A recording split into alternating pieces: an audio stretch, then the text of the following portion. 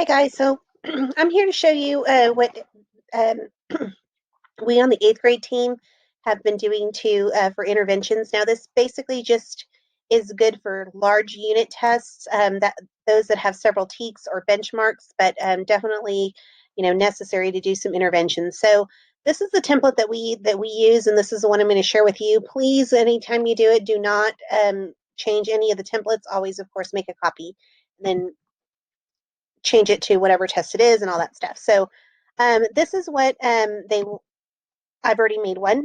So what you will do is that you will need to change all of your answers because these answers are already filled in. So all of these answers will need to be here.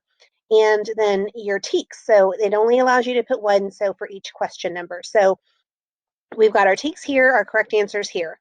That would be your first thing that you would need to change. Once you change the correct answers to here, then you would need to make sure that you would need to click on each and every one of these little boxes and make sure that this right here, these where it says CC matches the correct answer.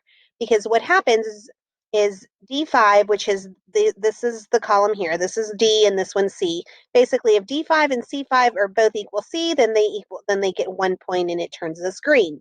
This one, because they do not equal, the correct answer should be H, and they put F, then they're going to not get any points for that. So that's that thing. So you'll need to change each and every one of these little colored boxes.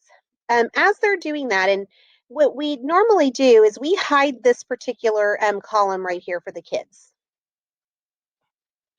So we hide this particular column for the kids because it gives them we want to, so we go right here and say hide. Once you put in your correct answers, hide it because it's fun for the kids because at the end of when the benchmark is over, the next day we give them their benchmark booklet back and they have to go through and they put their own answers in. Obviously, I've already filled this in just for time's sake, but they put in their own answers. And so all of these are automatically read, just like this one over here. So when they're put in their answers, then they start to change colors, and it's exciting to hear them. They're like, "Oh, I've got all green. Oh, I'm all my first green, my first red, or whatever."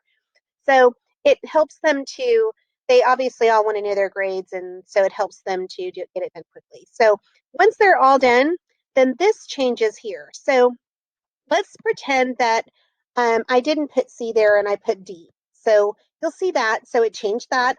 It also changed this. Now this is where we would put um, what the district has told us is basically the guidelines for what is approaching or masters or whichever. So you would come over here and you can change it. So um, if you come to this one right here for the color, and you go to conditional formatting. So I'm going to just delete this one right here so then you can see me add one. So basically, if it's less than 65, it's not passing. If it's over 65, it is 60 green. You can add another rule and say if it is, so it's automatically is not empty, but we go to greater than or equal to. So let's say masters is an 88. So we would do that and we would change it to whichever color we want. Let's say blue. And that would be turn blue if they got masters. So then once you do that, now obviously whenever you update your TEKS over here, you're going to want to update the TEKS here. And it doesn't really matter what order they're in. But you do need to, like, for this particular test, they had 4 questions for each and every TEKS. So, but let's say you have 6 questions. So you would need to count up all of your 8.5s over here and put the number there. So you would change it and see how it automatically updated it there. So I'm just going to change it back just so that I don't mess anything up there. And so when that happens, what this is right here is it grabs all of the 8.5s that have a point value and it puts it here. So they got 2 out of 4 of them correct, and it's 50%. And again, just by doing it over here and changing the color, you can decide maybe 50%, you're good with 50%. Maybe it's if they got only, 1 correct or whatever, and then decide what you want to make them do an intervention for. So, but once they're done, they need to look at this is the column that they really need to pay attention to. So any of these areas that are red, so that tells me that 8.5A, B, and C, they've got gaps. This one, they're good. So any of these that have gaps, and this one down here, they're going to need to do interventions on. So we have this linked as this is just an Edpuzzle. So this is it over here. With Edpuzzle, though, the only thing is that they actually have to come in here and log in. And when kids are doing this, sometimes they don't and they just go to it. So if they don't log in, then we don't see that.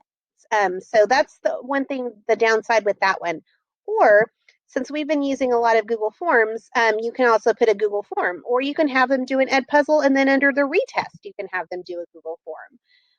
And this would be for each and everything over here. So basically, that's how it's done, guys. So again, you get it, make a copy, change the TEKS, change your answers, hide it whenever you give it to the kids, update the TEKS over here, make sure that you have the correct number of questions, and then do the interventions. And basically, once you're good with that, it's good for the entire, every time, you do this test. So these are always, unless you find even other and better intervention activities that you want to do. And then of course you would just change it, all of your answers according to what tests you're doing.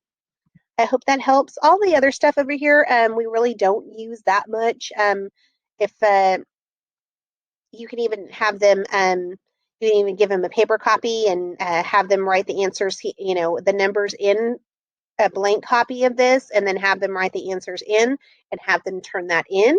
But either way, and we always just assign this on Google Classroom, give everybody their own copy, and it's good to go. Hope that helps, guys. All right, see you later. Bye.